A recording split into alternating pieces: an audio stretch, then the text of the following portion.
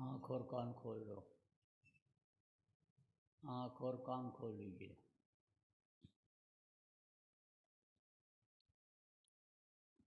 जय गुरुदेव।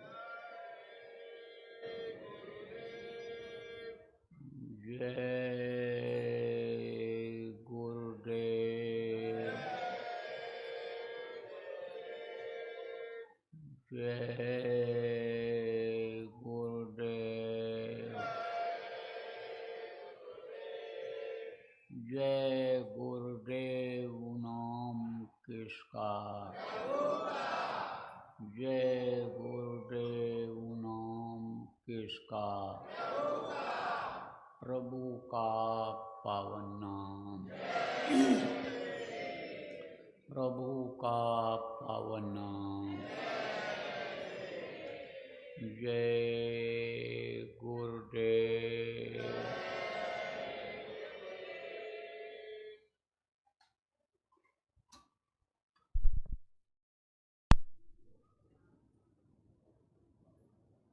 सर्वसमर्थ सर्वत्र स्मरणीय परम पूज्य गुरु जी महाराज, उपस्थित सभी साधक, सत्संगी, नामदानी, धर्म प्रेमी बच्चों एवं बच्चियों, आज 26 अगस्त 2024 प्रातःकाल सुमिरन ध्यान भजन का अवसर बावल, जिला रेवाड़ी, हरियाणा आश्रम। गुरु महाराज की अपार दया मेहर हुई कि आज भाद्र कृष्ण पक्ष अष्टमी, जिसको कृष्ण जन्माष्टमी भी कहते हैं, इस तिथि को इस आश्रम पर अपने इतनी भारी संख्या में इकट्ठा होकर के प्रार्थना, सुमिरन, ध्यान, भजन करने का अवसर मिला। बहुत बड़ी दया मालिक की हुई, कृपा हुई, गुरु की अनुकंपा हुई, प्रभु की, कि यह अवसर अपने लोगों को मिला।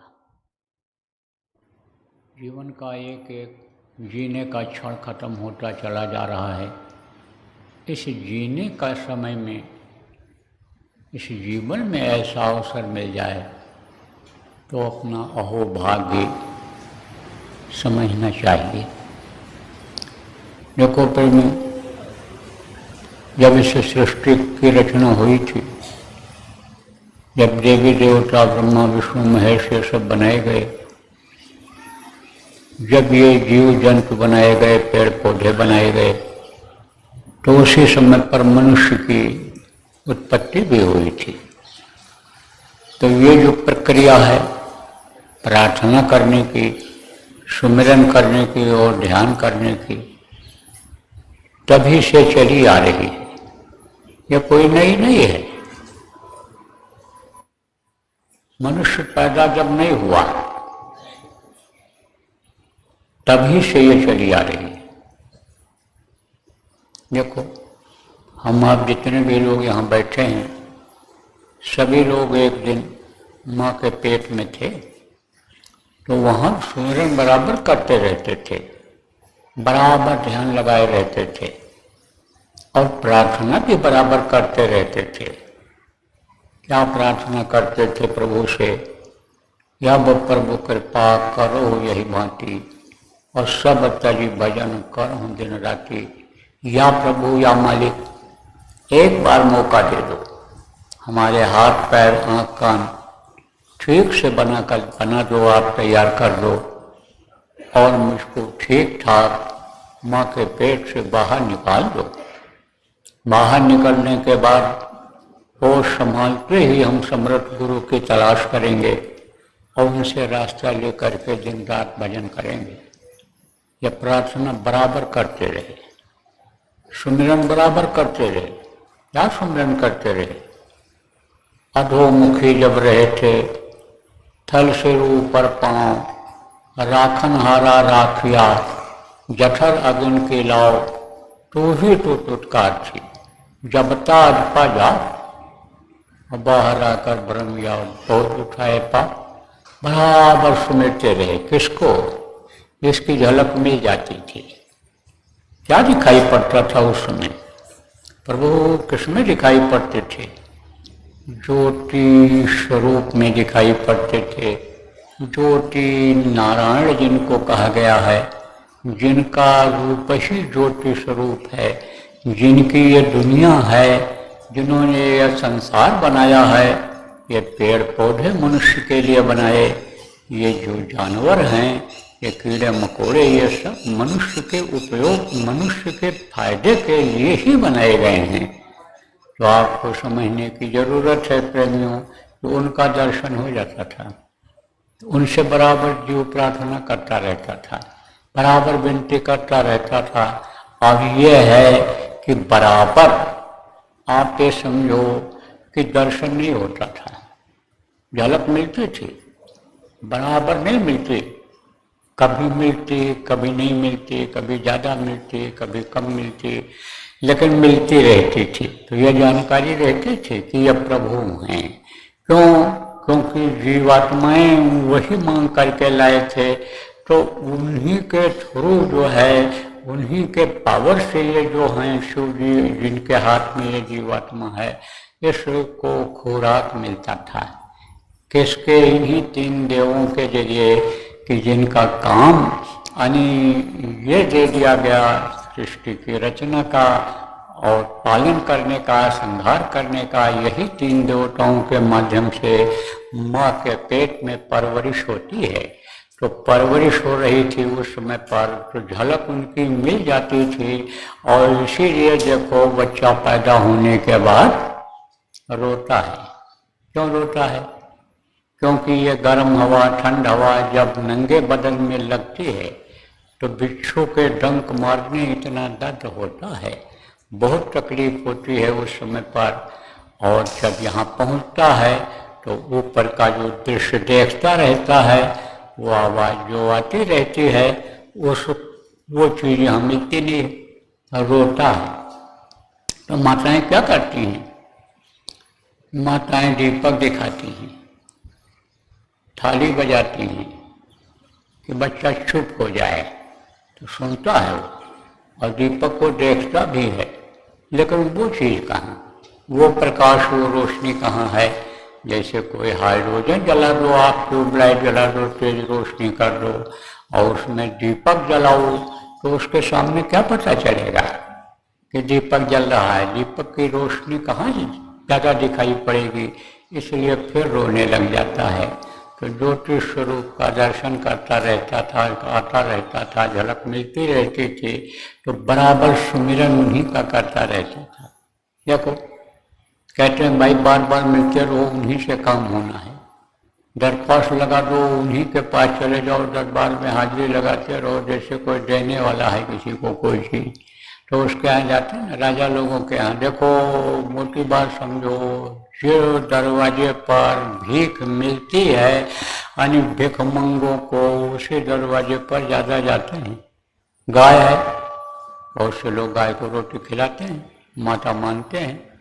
कुछ ऐसे भी बेधर्मी हैं, ऐसे भी अज्ञानी हैं कि जो मार के खा जाते हैं।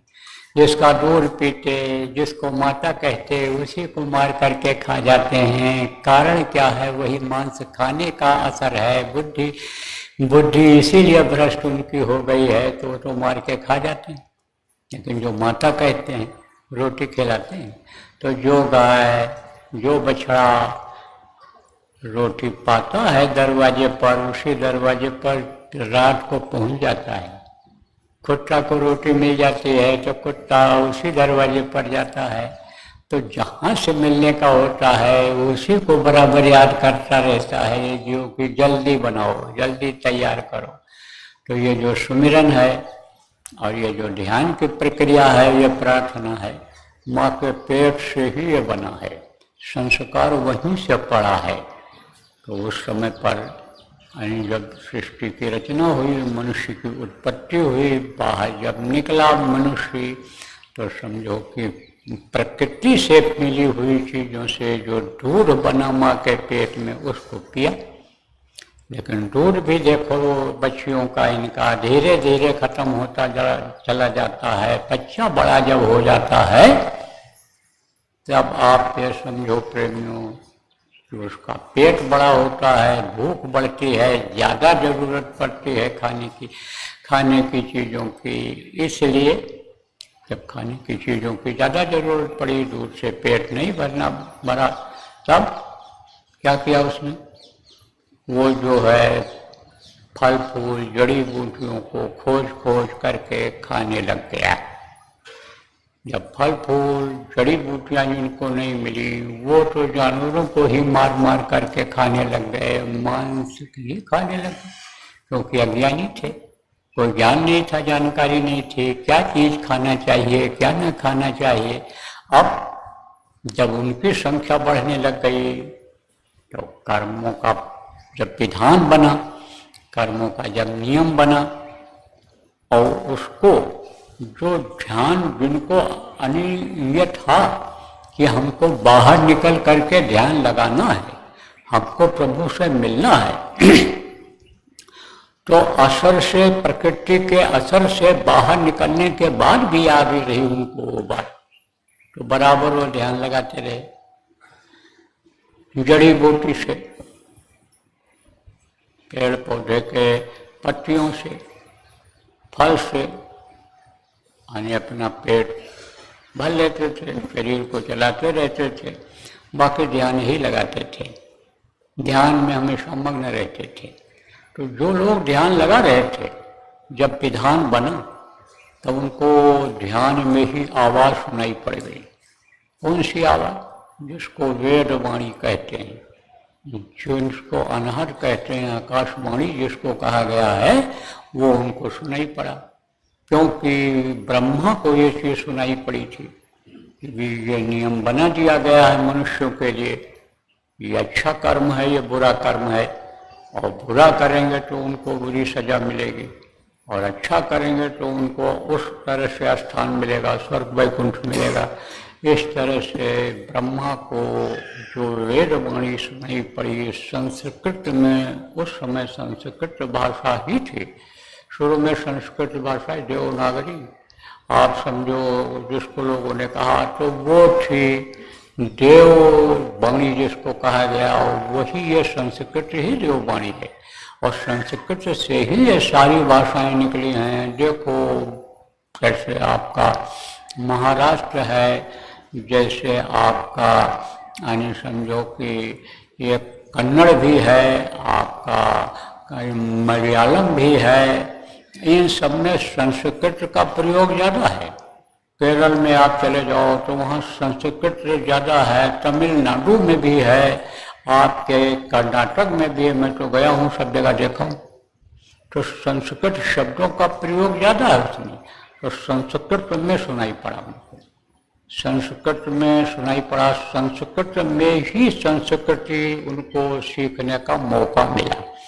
तो अब आप ये समझो कि जब आवाज़ उनको सुनाई पड़ी तब वो भजन के बारे में भी जानकारी कर पाए कि भाई आवाज़ भी कोई चीज़ होती है, आवाज़ सुनाई पड़ती है, तो उनको आवाज़ सुनाई पड़ी, और आवाज़ में विधान बन गया, विधान बन गया कि भाई ये अच्छा है, ये बुरा है, जीव हत्या बहुत बड़ा पाप है, जीवों को सताना बहुत बड़ा पाप है, ये सब यानी समझो उसमें सब बताया गया है, लिखा गया है। सत्य बोलो, हिंसा हत्या न करो, दया करो जीवों पर, मदद करो उनकी, एक दूसरे के जैसे पड़ोसी होते हैं, जैसे रिश्तेदार होते हैं, जाति बिरादरी के लोग बन गए आप, तो कहते हैं भाई जाति जाति की मदद करो, पड़ोसी पड़ोसी की मदद करो, यानी व्यापारी व्यापारी की मदद करो, नौकरी वालों की मदद करो, एक एक समूह जैसे ऐसे बन गया। ऐसे ही ये हुआ कि भाई जीव जीव की रक्षा करे, जीव जीव की हत्या न करे। ज्ञान उस वक्त पर उनको था इस बात का कि सब में जीव है, सब में ब्रह्म का ही अंश है, इसलिए इनकी रक्षा करो। तो लोग रक्षा करते थे, लेकिन अब जब खाने को नहीं मिलता और आदत बन गई, जैसे इस समय आदत बन गई मांसाहारियों की, यहाँ पे मांस न मिले तो आदमी को ही मार करके वे खाने लग जाएंगे। जिनकी मांस के बगैर पेट नहीं भरता है, जिनका मांस के बगैर शरीर नहीं चलता है, उनको तो चाहिए चाहिए। रात को 2 बजे पहुंचे होटलों में, बोले मांस लाओ, मांस के बगैर हमारा चलेगा नहीं। अब कहाँ से लाए? तो कुत्ता लगे रहते हैं होटलों के आसपास, खाने को कुछ मिल जाता है, बर्तन बर्तन से जो जूठन निकलता है खाते रहते हैं। मोटे ताजे पड़े हैं और गए उन्हीं को मार के ले आए और मांस निकाल करके बना के खिला दिया। किसी को पता है किस चीज का मांस खा रहे हैं? उनको तो मांस मिलना चाहिए।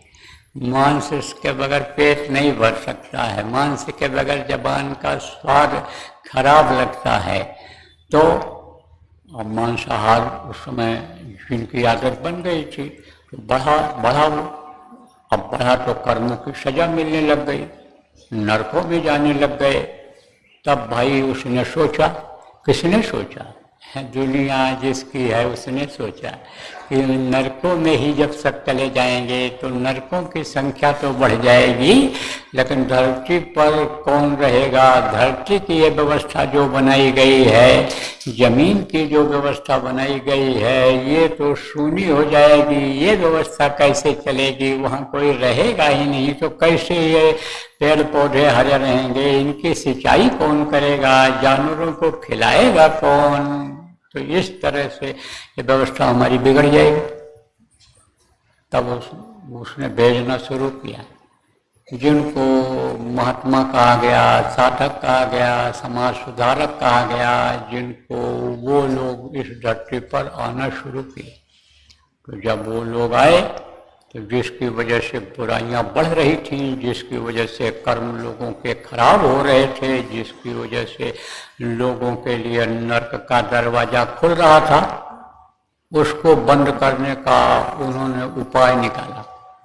कहा शाकाहारी हो जाओ, ऐसे कोई नशे का सेवन मत करो कि जिससे विवेक खत्म हो जाए, तुम्हारी बुद्धि खत्म हो जाए, सोचने समझने की शक्ति खत्म हो जाए, ऐसा काम तुम मत करो। तो उपदेश देना शुरू किया और जो पावर ऊपर से लेकर के आए, शक्ति लेकर के आए, उस शक्ति से जीवों का भला भी करने लग गए। क्योंकि ज़्यादातर देखो ये चर्म रोग जो होते हैं या अन्य रोग होते हैं, ये मांसाहार की वजह से ही होते हैं, गलत खान पान की वजह से ही होते हैं। तो अब उसके उपचार के लिए आपके समझो, उपचार माने दवाई, दवाई के लिए कुछ करना पड़ता है, ठीक करने के लिए दवाई करनी पड़ती है। तो उस वक्त पर तो ये अंग्रेजी और या आयुर्वेदिक, यूनानी, होम्योपैथिक, बायोकेमिक, ये सब दवाएं तो थी नहीं। उस समय जड़ी बूटियां ही थीं, तो जड़ी बूटियों के द्वारा उनका उपचार बताया। उन लोगों ने स्वस्थ रहने के लिए बताया, बहुत सारी शिक्षाएं दी उनको। और जब आचार विचार आहार व्यवहार सही हो गया तो स्वस्थ लोग रहने लग गए। तो वैदिक काल आया था, एक वैदिक काल इतिहास में आया था, पढ़ते हैं बच्चे वैदिक काल। उस वक्त पर शाकाहार बहुत बड़ा था, बहुत बड़ा शाकाहार, और ये शाकाहार पूरे विश्व में फैला था। लेकिन उसके बाद में जो भी कोई बाद में आए, उन्होंने कोई इस पर ज्यादा जोर नहीं दिया, ज्यादा जोर नहीं दिया। तब तक आप क्या आ गया ये मिलेच्छों का राज कहा जाता है। वो जो जिनको कोई भारतीय संस्कृति आती नहीं थी, वो लोग आए। तो उसकी वजह से यानी समझो कि भक्षाभक्ष बहुत बढ़ गया, यह मांसाहार बहुत बढ़ गया। अब जब मांसाहार बढ़ गया तो मांस का असर बुद्धि के ऊपर पड़ता है। तो ये धीरे धीरे प्रक्रिया ये खत्म होती चली गई। काहे की प्रार्थना करने की, ध्यान लगाने की और भजन करने की, ये धीरे धीरे खत्म होती गई। और अब देखो इस समय पर ध्यान लगाते भी हैं लोग, तो किसका लगाते हैं? रुपया पैसा मिलना चाहिए उसका ध्यान लगाते हैं, औरत का, आदमी का ध्यान आदमी लगाता है, लड़का लगाता है कि लड़की कोई अच्छी मिल जाए, औरत अच्छी मिल जाए, औरत पुरुष अच्छा चाहती है, लड़का अच्छा चाहता है, ध्यान इधर हो गया, दुनिया की तरफ हो गया, दुनिया की चीजों की तरफ हो गया। अब दुविधा में दोनों गई, माया मिली न राम, न तो ये मिल पा रहा है न वो मिल पा रहा है। असली चीज को जब लोगों ने छोड़ दिया, प्रभु का ध्यान, देवी देवताओं का ध्यान लगाना लोगों ने छोड़ दिया, तो न इधर कामयाबी मिल रही न उधर कामयाबी मिल रही, और आधार में लटके हुए हैं। देखो कोई ऊपर से गिर जाए और नीचे गिरे, अगर चोट चपेट भी लग जाए, घाव लग जाए, तो उसका इलाज हो जाता है। और आप ये समझो कि ऊपर ही अगर बैठा रहा है, नीचे ना आ पावे, तो कम से कम बैठा भी तो बैठा तो है, और आकर के बीच में लटक गए। ऊपर से जैसे 3 मंजिला मकान है, 4 मंजिला मकान है, कोई छोटा पेड़ है वहां लगा हुआ है, उस पर से गिर जाओ, पेड़ पर लटक जाए है तो चोट तो लगेगी लगेगी चोट। अब चोट लगेगी तो दर्द करेगा, न उतर पा रहा है न ऊपर जा पा रहा है, तो अटक गया। ऐसे अधर में अटके हुए हैं लोग, न इधर कह रहे न उधर कह रहे, मालूम ही नहीं हो पाता है सुख शांति कैसे मिलती है। और ये देखो मुख्य कारण इसका यही है कि ये चीजें बढ़ती चली जा रही हैं। मांसाहार, शराब ये बढ़ता चला जा रहा है। जो जिम्मेदार लोग हैं वो लोग भी ध्यान नहीं देते हैं, वो लोग भी इस नशे में और इस आदत में फंसे हुए हैं कि जिनको छुड़वाना चाहिए। आप देखो देश को चलाने वाले कौन? देश को चलाने वाले होते हैं पीएम, सीएम और डीएम। पीएम माने प्रधानमंत्री, प्राइम मिनिस्टर, सीएम माने चीफ मिनिस्टर, और डीएम माने डिस्ट्रिक्ट मजिस्ट्रेट, जिला अध्यक्ष, जिला अधिकारी जिसको कहते हो। यही देश को चलाते हैं। और समाज को कौन चलाते हैं? समाज को यही ऋषि मुनि महात्मा यही चलाते हैं, संत चलाते हैं।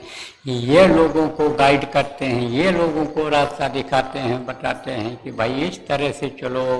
वो ही सबको उनको भी बताते, उनको सिखाते हैं। लेकिन अब न उस तरह के सीखने वाले रह जा रहे हैं और न सिखाने वाले मिल रहे हैं।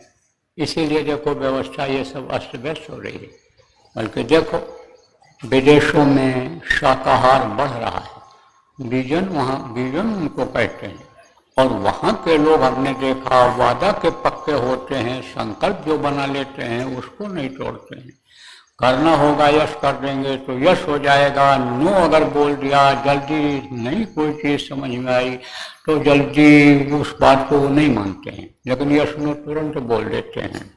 और भारत देश का आदमी सुन लेता है, करता नहीं है, हाँ भी कर देता है, और फिर उसके बाद भी उसका मन डोल जाता है। तो ये सबसे बड़ी कमी रही है। किसमें कमी रही? ध्यान लगाने में, भजन करने में। अब समझो जब असली चीज छूट जाती है तो असली चीज से आदमी अलग हो जाता है। धर्मपरायण देश तो कहा जाता है भारत देश, लेकिन भारत से धर्म खत्म होता चला जा रहा है। कौन सा धर्म? मानव धर्म। मानव धर्म समझ लो 2 तरह का है। एक तो रोटी खिलाना, पानी पिलाना, दुखी का दुख दूर करना, इसको मानव धर्म माना जाता है। लेकिन इस धर्म से बड़ा धर्म है, वो धर्म है जीवात्मा को मुक्ति दिलाना, मोक्ष दिलाना। यह सबसे बड़ा धर्म है। और इसी वजह से यह मनुष्य शरीर उसने दिया है। एक बार मौका मिला है, बहुत मांगने के बाद, बड़ी प्रार्थना के बाद, कोटि जन्म जब भटका खाया तब यह नल तंदूर लग पाया। करोड़ों जन्म में भटकने के बाद फिर एक बार मौका मिला है, तो मौका दे दिया और सब कुछ बता दिया, दे दिया। किसने दे दिया? अरे कोई जेब में रख दिया कि लिख कर कागज रख दिया कि कोई गले में बांध दिया कि हाथ में बांध दिया, लिख करके मुट्ठी में दे दिया। इसीलिए देखो बच्चा पैदा होता है तो मुट्ठी बांध करके पैदा होता है, तो मुट्ठी में ही बता दिया 4 पदार्थ कर्तलता के। 4 पदार्थ क्या है? अर्थ, धर्म, काम और मोक्ष। यही 4 चीज है प्रमुख। तो अर्थ का मतलब क्या होता है? अर्थ समझो इस मनुष्य शरीर का। मनुष्य शरीर पाने का मतलब समझो कि विषय वासनाओं के लिए, यानी खाने पीने मौज मस्ती के लिए मनुष्य शरीर नहीं मिला है, इसका मतलब ये समझो। धर्म क्या है?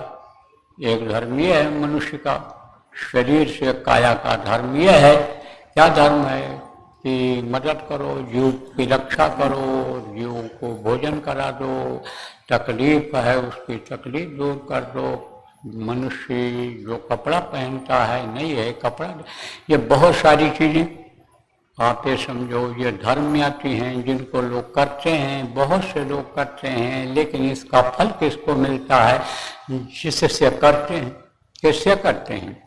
हाथ से देते हैं तो उसका फल शरीर को मिलता है, शरीर में ही हाथ है, मुंह भी शरीर में है। बताते हैं लोगों को, नहीं खिला पाते हैं तो भाई वहाँ पर रोटी मिलती है, चले जाओ लंगर वहाँ चल रहा है, फिर ही खिलाते हैं, फिर ही मिल जाएगा, तो समझो वो भी एक सेवा हो जाती है।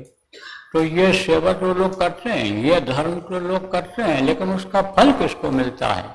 जिससे करते हैं उसको मिलता है। मुंह से कहेंगे शरीर स्वस्थ रहेगा, हाथ से करेंगे शरीर के ऊपर अच्छा असर आएगा, पैर से करेंगे, बांटेंगे, खिलाएंगे, ले जाएंगे, रास्ता बता देंगे, अंधे को, बूढ़े को कंधा पकड़ करके और खराब रास्ता पार करा देंगे, सड़क पार करा देंगे। तो ये सब का फल किसको मिलेगा? शरीर को मिलेगा। धन खर्च करेंगे तो इसका फल किसको मिलेगा? इसका फल यानी धन में बरकत में मिलेगा। खर्च करने पर मिलता है, खर्च करने पर लक्ष्मी बढ़ती है, लेकिन समझो कि जीवात्मा को इससे कोई फल नहीं मिलने वाला, इसका फल नहीं मिलने वाला है। तो जो ये दया धर्म बताया गया, जीवों पर दया बताया गया, लोगों पर बताया गया, जिसमें जीव है वही यानी दया समझो कि अपने जीव पर करना है, इसको मुक्ति मोक्ष दिला दिया जाए। काम क्रोध लोभ यानी समझो कि यानी ये जो 4 पदार्थ यानी अर्थ, धर्म, काम, असला काम, ये समझो कि इसको जीवात्मा को मोक्ष दिला दिया जाए, ये समझो प्रेमियों की असला धर्म है। अब इसको मोक्ष कब मिलेगा? जब ये आवाज को सुनेगी, भजन को सुनेगी, और भजन में ये यानी आवाज में जब ये लय होगी तब ये पहुंचेगी। तो ये तो भजन बाद में चालू हुआ, भजन बाद में चालू हुआ। कब? जब संतों का प्रादुर्भाव हुआ, हमारे गुरु महाराज जैसे संत आए इस धरती पर, जब जीव बहुत ज्यादा नरकों में जाने लग गए, वो प्रक्रिया जो पहले लोग लागू किए थे उसके बावजूद भी लोगों के कर्म कलयुग आने पर खराब होने लग गए। कलयुग का असर ज्यादा जब हो गया तब ऐसे समय पर संतों का प्रादुर्भाव हुआ। जैसे अपने गुरु महाराज प्रेमियों आए थे जिनकी ये तस्वीर लगी हुई है, तो फिर इन लोगों ने क्या किया? इन लोगों ने शब्द को पकड़ने का यानी समझो आवाज पकड़ने का यानी सिखाया। पहले भी लोग ध्यान लगाते थे तो ध्यान में आवाज सुनाई पड़ जाती थी, पहले युगों में भी आवाज सुनाई पड़ जाती थी उनकी। तो यह आवाज गई नहीं है, जब आवाज से ही सब बना हुआ है तो आवाज सुनाई पड़ती थी। लेकिन उनको कहाँ की आवाज सुनाई पड़ती थी? जिनका ध्यान लगाते थे, जिनका ध्यान लगाते थे उनकी आवाज सुनाई पड़ती थी। और वो जो आवाज है वो खींच करके वहां नहीं ले जा सकती है। कहाँ? कि जहाँ ये जीवात्मा जाने के बाद जन्म मरण से छुटकारा पा जाती है। जय गुरुदेव धाम नहीं पहुंचा सकती थी, सतलोक जिसको कहा गया, जिसको सचखंड कहा है संतों ने, वहां नहीं पहुंचा सकती वो। वो आवाज। तो आवाज तो उनको सुनाई पड़ी, लेकिन उसमें आकर्षण नहीं मिला उनको, खिंचाव नहीं मिला उनको। और थोड़ा बहुत खिंचाव मिला तो बस वहीं तक ले जा करके छोड़ दिया, आगे नहीं बढ़ पाए। अब और स्पष्ट कर दें, साफ साफ बता दें आपको। देखो, कोई ढोलक बजाता रहे, मंजीरा बजाता रहे, जान करताल बजाता रहे, तो बाजा वो भी सुनाई पड़ेगा, लेकिन उसमें खिंचाव नहीं है। ढोलक सुन करके, नगाड़ा सुन करके कोई वहाँ नहीं जाता है, जल्दी नहीं जाएगा, ना आदमी जल्दी जाता है और न जानवर जाता है। लेकिन वो बाजा जब बजता है तो आदमी क्या, जानवर भी बढ़ कर चला आता है। कौन? जो बधिक बजाता है मृगा के लिए, जो गीत गाता है, बधिक का गीत मशहूर है, उससे मृगा खींच करके चला आता है आवाज को सुन करके। बीन बजाता है कौन? सपेरा।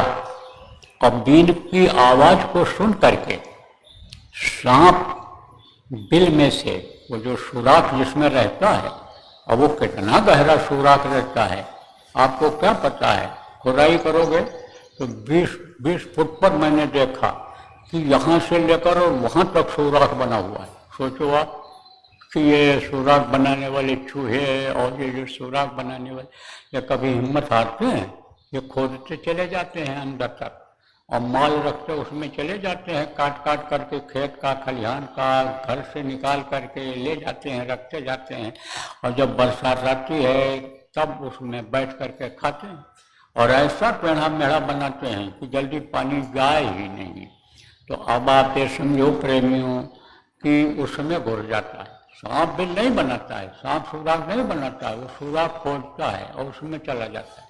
लेकिन आवाज जब वो सुनता है, जब आवाज सुनता है तब समझो आप कि भग करके आ जाता है, उसमें आकर्षण होता है, खिंचाव होता है। ऐसे ही उस आवाज में जो पहले लोगों को सुनाई पड़ी भजन के द्वारा, भजन जिसको कह सकते हैं, उस आवाज में उनको खिंचाव नहीं मिला। तो जब ये संत आए तो इस तरह का भजन जो अभी अपने लोगों ने किया, आपको बताया गया, गुरु महाराज ने बताया, जितने भी संत आए सब लोगों ने बताया, इस तरह से भजन करने से भजन की जो आवाज है, जो ऊपर से उतर रही है, वो जब मिली तब खिंचाव हुआ जीवों का। तो बहुत लोग खींच कर चले गए। तो आप कोई सौतेले बेटे हो? सौतेले बेटे नहीं हो, सब उसी के अंश हो। सकल जीव मम उपजाया, सब पर मोर बराबर दाया। सभी जीव उसी के हैं, लेकिन सबसे ज्यादा दया किस पर होती है? 84 लाख योनियों में सबसे ज्यादा दया मनुष्य योनि पर होती है उसकी। वो स्वामी जी महाराज ने कहा ना, श्री सकल जीव मम उपजाया और सबसे अधिक मनुज मोह भाया। मनुज माने मनुष्य। अब मनुष्य में आदमी औरत सब होते हैं। मनुष्य में जो आदमी औरत की श्रेणी में नहीं आते हैं, आप पे समझो वो लोग भी होते हैं। एक वर्ग ऐसा भी होता है, न पुरुष है न स्त्री है, उनको शिखंडी कहते हैं, वो भी होते हैं। तो समझो कि आप सब पर दया उनकी हो रही है। क्यों? क्योंकि वो तो नीचे का अंग उनका नहीं है, लेकिन ऊपर में जो ये है सब तो यहाँ से गले से सब एक जैसा ही है। तो दया यानी समझो सबसे ज्यादा मनुष्य पर होती, क्योंकि मनुष्य के अंदर बुद्धि है, मनुष्य के अंदर विवेक जगता है। बाकी में बुद्धि नहीं है, अन्य जानवरों में बुद्धि नहीं है। अब ये जरूर है कि मन सब में है, एक तरह से मन ही हारता है, मन ही जीतता है, मन ही निराश होता है, मनोबल ही आगे आदमी को बढ़ाता है। तो मन जब ये कमजोर हो जाता है तब ये जो चित्त का चिंतन है ये खराब हो जाता है, मन उधर ले जाता है चित्त को। चित्त उसी तरह की चीजों का चिंतन करता है जिधर मन को रस मिलता है। अब मन को रस कहाँ मिलता है? देखने से मिलता है, सुनने से मिलता है, खाने वाली चीजों से मिलता है, इंद्रियों के भोग से मिलता है। तो मन उसी तरफ ले जाता है और मन ज्यादा बढ़ गया मन को ज़्यादा खुराक मिलने लग गया। तब जिस तरह से आज धन इकट्ठा करने की होड़ लगी हुई है, जिस तरह से मकान बनाने की होड़ लगी हुई है कि एक है तो कई मकान हो जाए, लाख है तो करोड़ अरब खरब हो जाए, जिस तरह से पद प्रतिष्ठा पाने की होड़ लगी हुई है कि एमएलए भी बन जाओ, सरपंच भी बन जाओ, वो भी बन जाओ, ये भी पद ले लो, वो भी पद ले लो, तो जिस तरह से होड़ लगी हुई है अन्य चीजों को पाने की, इसी तरह से मन और बढ़ जाता है इन इंद्रियों के भोग के सुख में। तो मन जब ये बढ़ जाता है तो चित्त उसी तरह का चिंतन करने लग जाता है, वह बुद्धि खराब हो जाती है। अब बुद्धि जब भ्रष्ट हो जाती है तब तो ये इधर से दूर हटता चला जाता है, क्योंकि काल के इस देश में काल उसको फिर फंसाने के लिए ही मन से ये सब कराता है, काल और माया कराता है।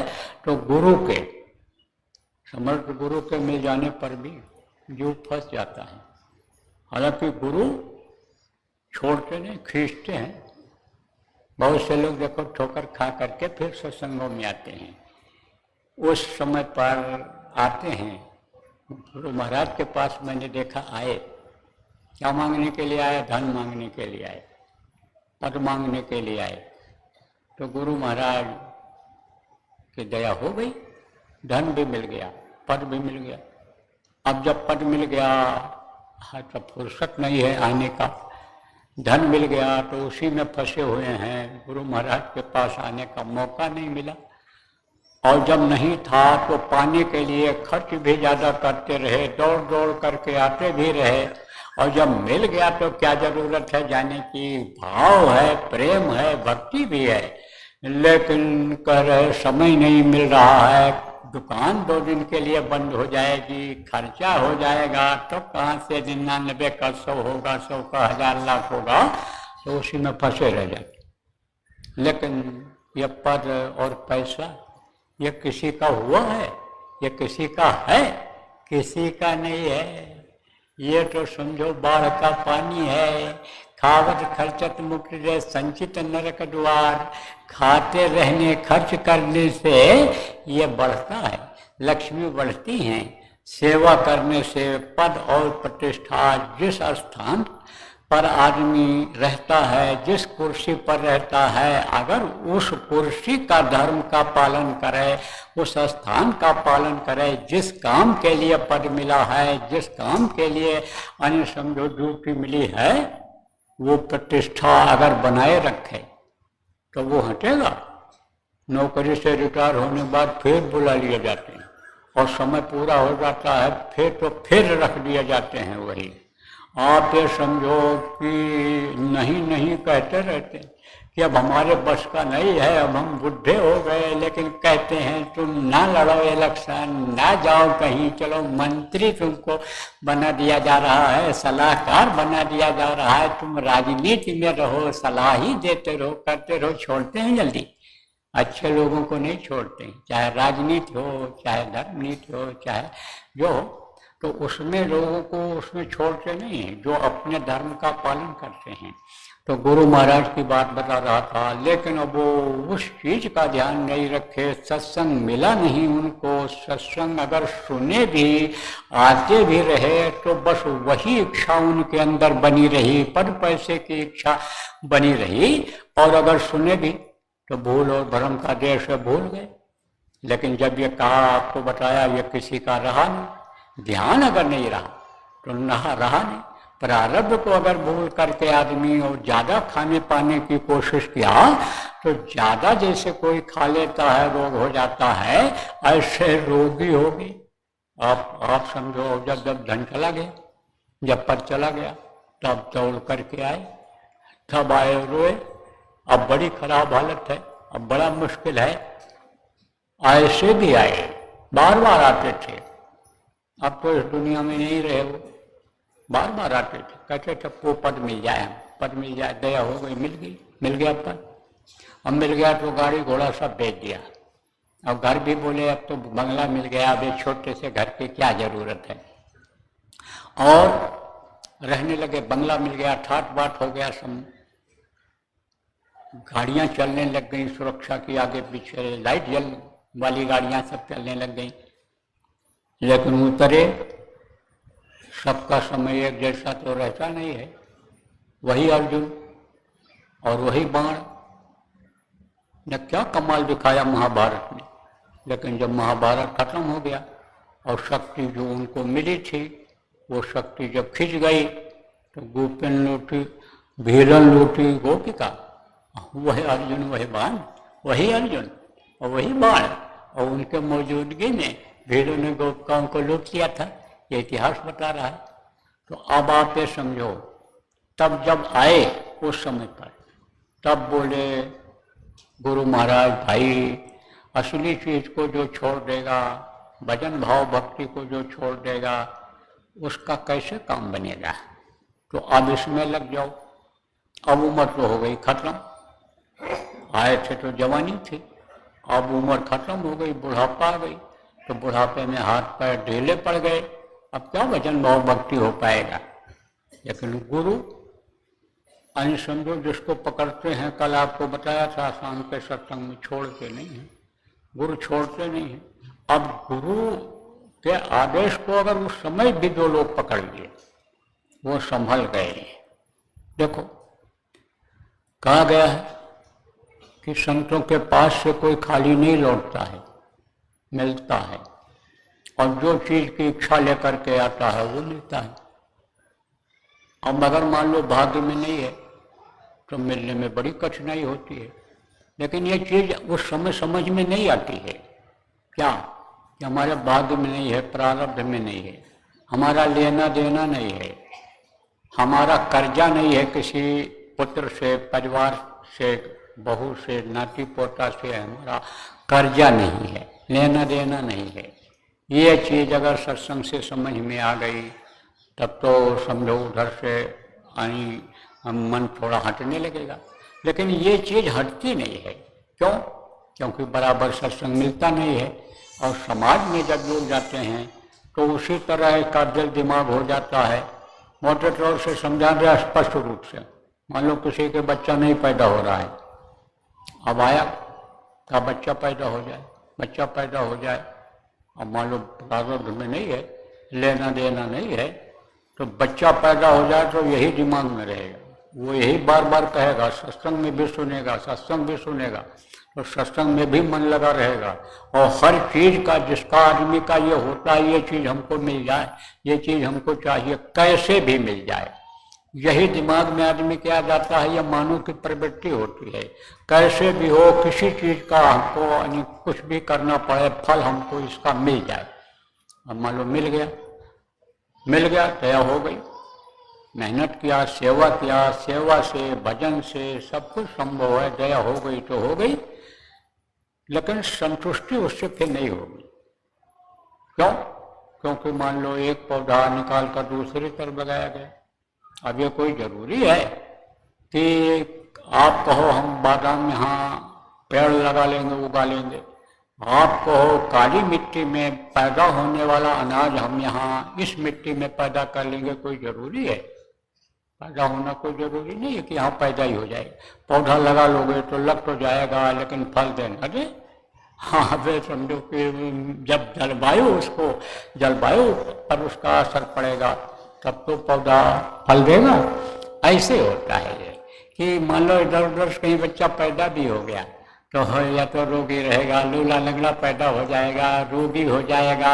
आप ये समझो प्रेमियों कि यानी वो एक तरह से वफादारी में नहीं रहेगा कि जो कर्तव्य होना चाहिए माता पिता के प्रति बच्चे का, उसका पालन ही कर पाओ। तो या तो ऐसा हो जाता है, अगर नहीं मानता है, विधि ही करता है तो ऐसा होता है।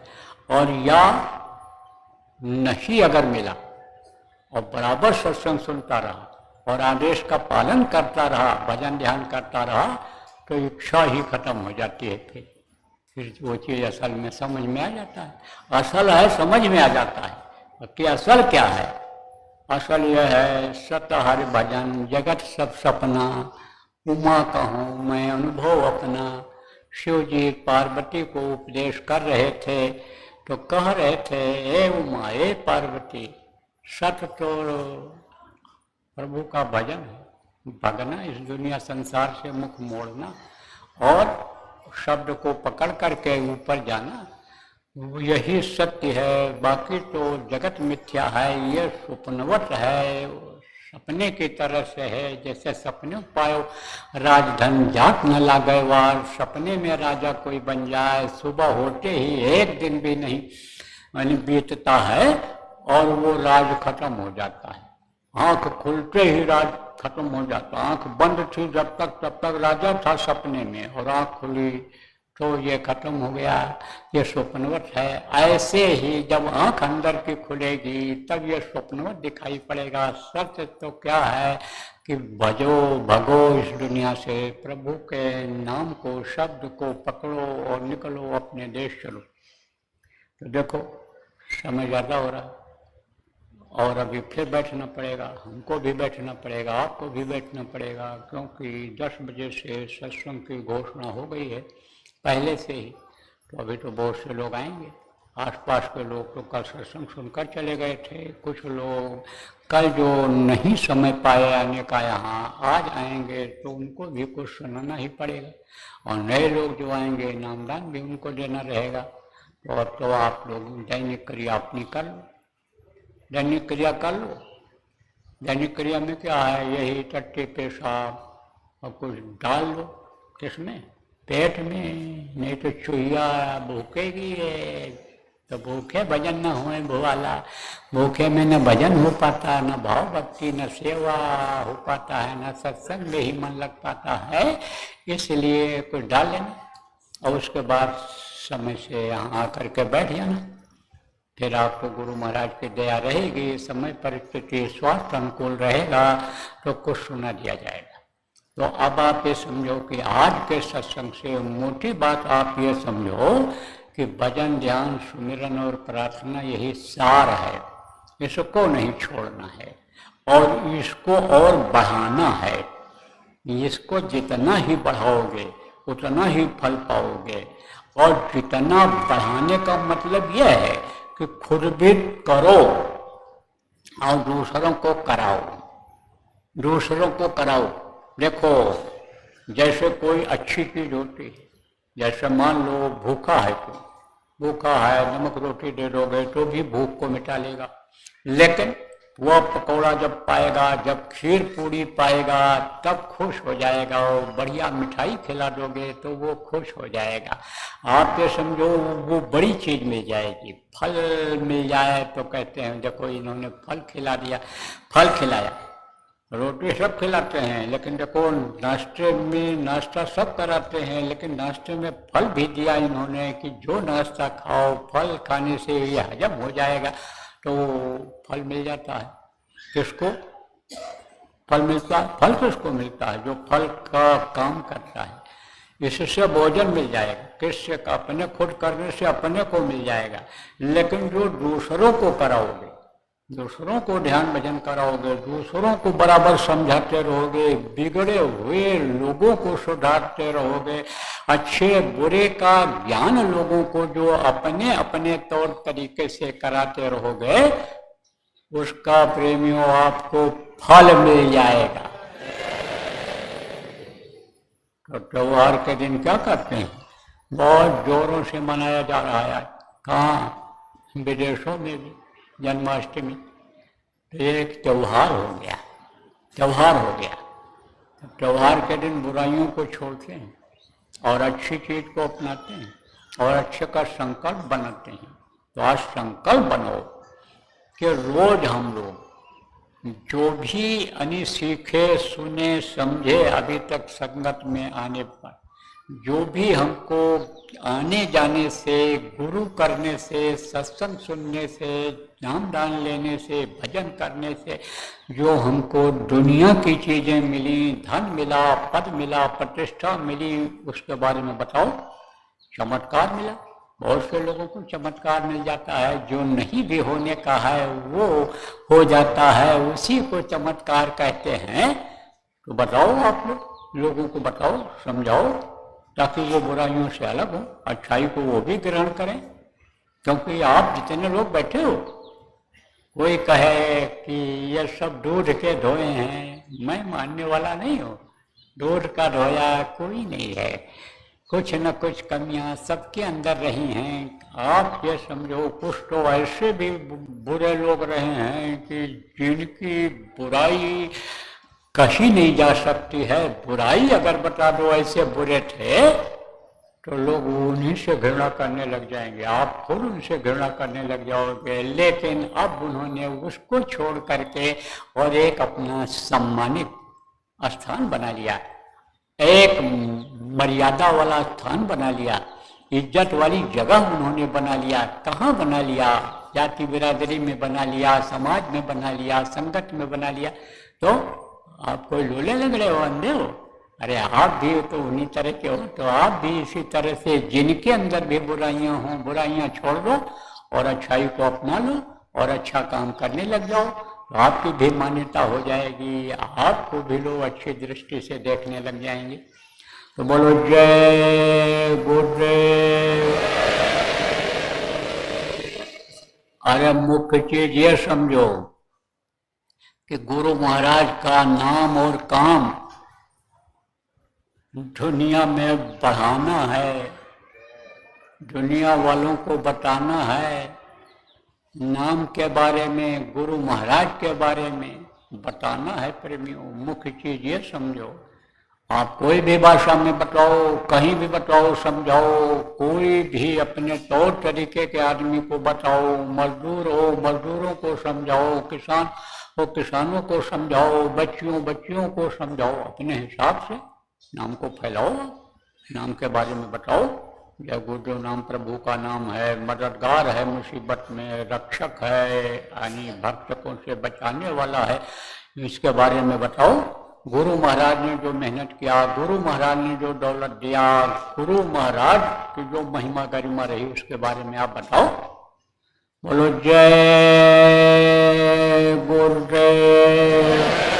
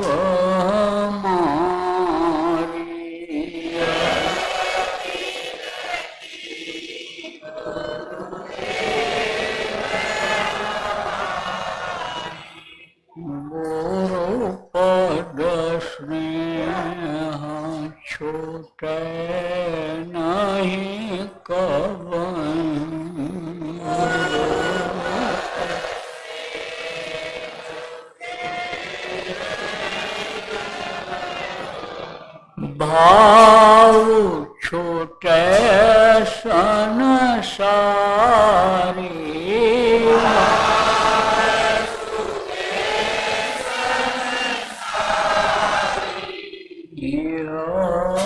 विनती गुरुदेव हमारी।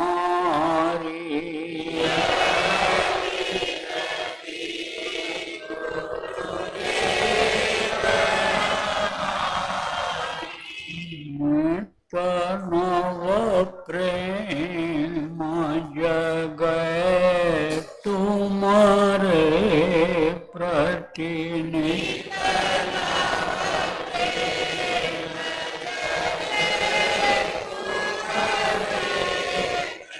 नाम आधारी।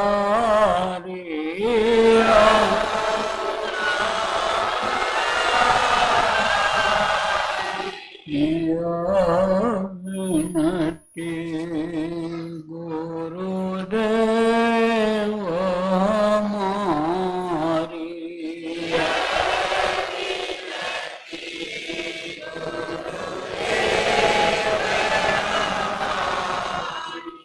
शब्द को पकी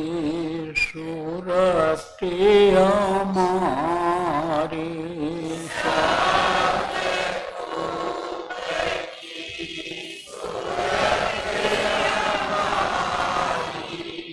बन रहे पनिहारी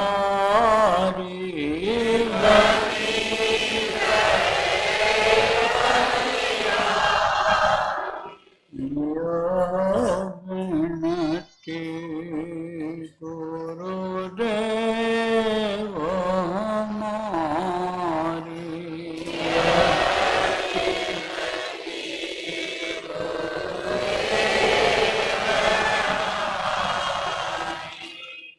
सहस्र कमल दल छिन में उतरे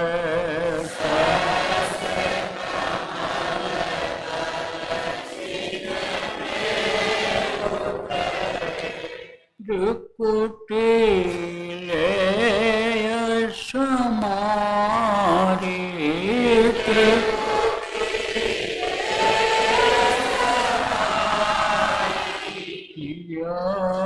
विनती गुरुदेव हमारी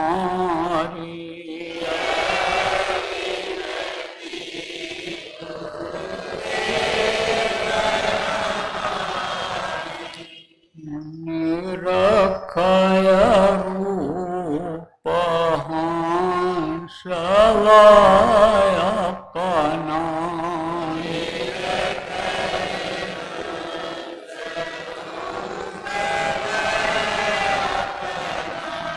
खोले द्वार की वाणी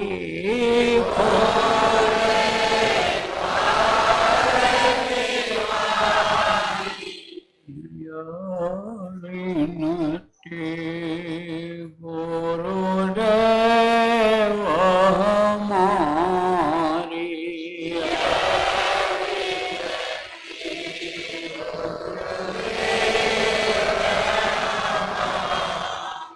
गुफा पार सतनाम समाए